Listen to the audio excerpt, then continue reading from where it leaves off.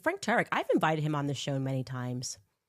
He gives me Rabbi Barclay, who I had that debate with when I was over the Daily Wire. And I don't dislike Frank Turek because it's just like they are interesting to hear them talk and explain things and kind of get incensed. And they seem worried about not what they're actually saying. Like there's something deeper that's triggering them.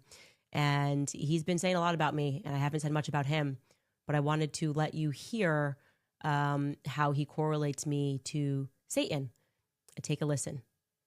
I think Candace Owens is completely lost any credibility when she's saying that certain dreams are where she's getting her information from. Okay. Yeah, there are dreams in the Bible, but there's always supernatural confirmation for those dreams.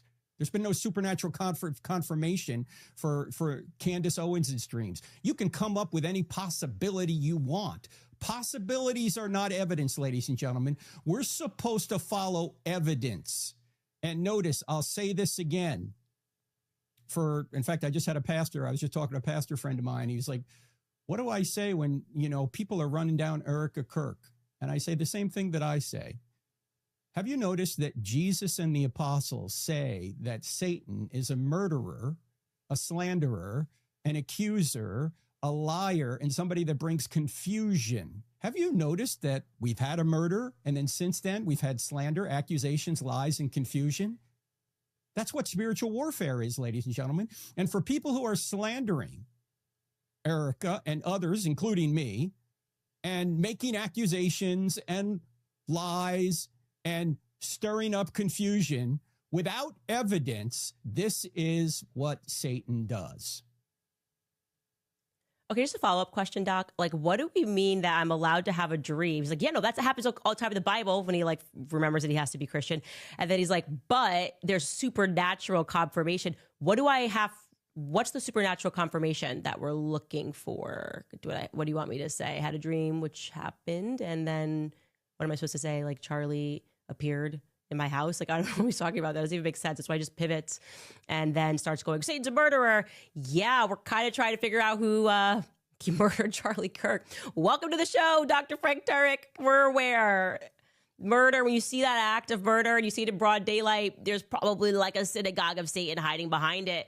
And you guys just don't seem interested at all in going on this journey to figure out who killed Charlie Kirk, which is giving us a little bit of intuition that something's amiss. Again, going back to the example of Kobe Bryant's wife, suing she didn't trust nobody. Everybody was getting sued, okay? And I didn't even agree with some of her lawsuits. But darn if I didn't agree with the emotion of like a woman who feels like there needs to be justice served somehow for my loss. What would we have said if, I don't know, it would have been kind of weird if she, as soon as the helicopter thing, I forgive them. I forgive everybody involved. Everybody's like, you got to get to forgiveness. You do have to get to forgiveness. And I'm sure that she's there now. But immediately after, you're skipping all the other phases of grief. You instantly accepted what happened within 5 days, maybe even sooner, that Charlie was gone. I don't know. I welcome this discussion with you. But yeah, Satan is a liar. We're tracking the Turning Point USA lies. You are basically confirming for us that everything that we're looking at is satanic. Kind of what we've been saying, right? I've been saying this is no longer about left versus right. This is good versus evil. And you're upset with us for pointing out the lies at the same time that you're calling people Satan? What am I accusing you of? Lying? Where is the evidence? No one in the history of the world has presented more evidence than Candace Owens. There's just so much evidence. And then you get caught with lies, debunked them. I show text messages, I show timelines, and they're just like, they concede the point, and then it's just over. They're like back to like, all she's doing is dreaming. All she's doing is dream. She hasn't showed us any proof whatsoever. What are we doing? Why do I feel like we're on a hamster wheel with these people? How much more evidence? I have presented so much more evidence than the FBI ever did against Tyler Robinson that they're the accusers. How about they convicted him when Erica said on stage, I forgive you. You're forgiving him, which implies that he's guilty. So who is the accuser? Who is the liar?